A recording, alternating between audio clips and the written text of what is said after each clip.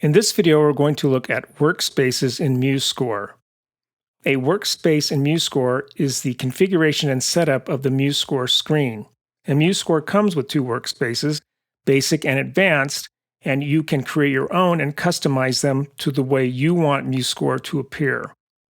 Right now, we are in the Basic workspace, so we have a basic number of palettes, and we have a basic number of notes that we can select for durations. And you can see we're in the Basic workspace over here in the upper right-hand portion of the screen. And if I click on this, you will see the Basic and Advanced workspace come up and two custom ones. You can also view this in the View menu, come down to Workspaces, and you can see that the Basic workspace is selected. Now, while the Musescore workspaces are pretty well laid out and easy to work with, you can customize them, or you can create a new workspace and then customize it the way you like to work.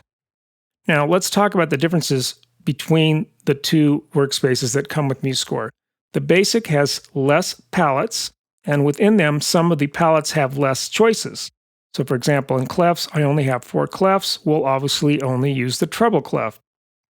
If I come down to articulations, there's a smaller number of articulations that you can choose from. Some things, however, like key signatures and time signatures, have a fairly full component. Key signatures especially have all the key signatures that you might want to use. Obviously, we're only going to use one. Now, if I select the Advanced workspace, you'll see the number of palettes will increase. So I'm going to come over here to the drop-down menu, click on it, and select Advanced.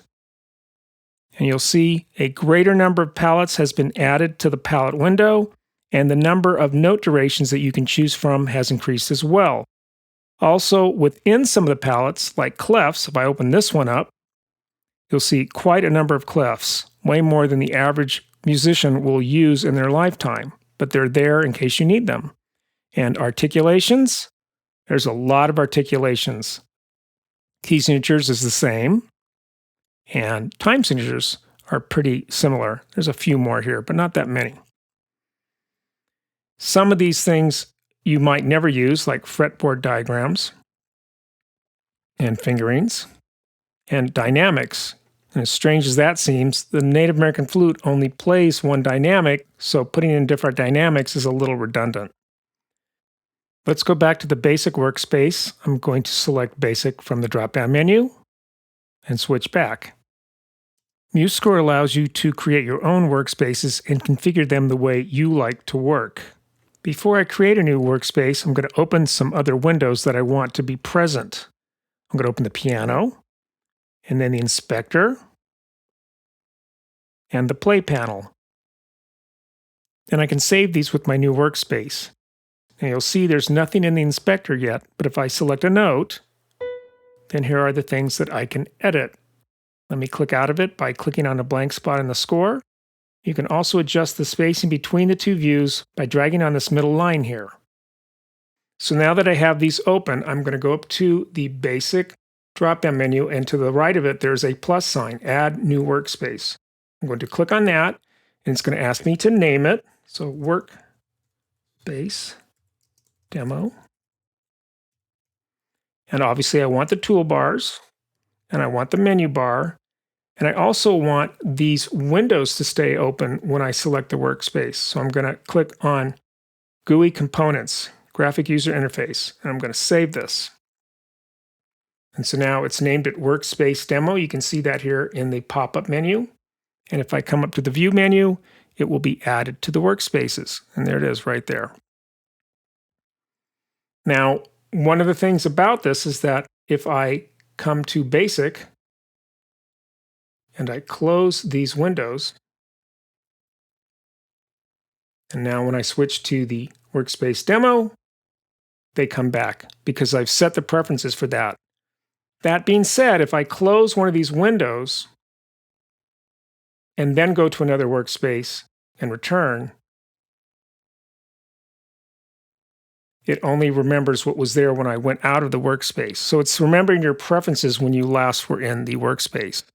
So let's add the inspector again.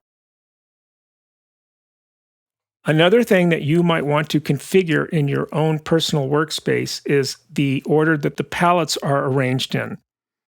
The order that Musescore puts these palettes is in the order of which palettes they think you will use the most. And it kind of makes sense. You will need clefs more than anything because you have to have a clef. Then you usually pick a key signature and then a time signature. When you're adding notes, you might need an accidental. You might need some articulations.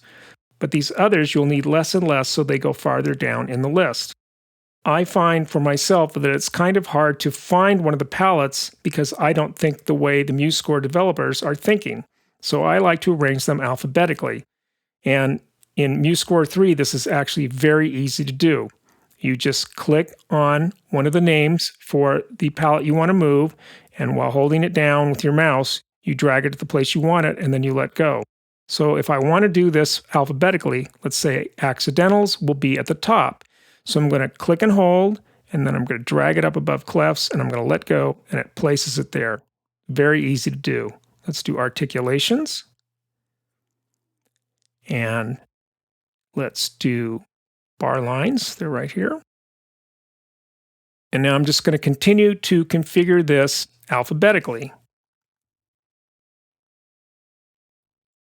All right, so I'm done configuring. I have A, B, C, D, H, I, J, K. Oh, I did this wrong, so I can just move it.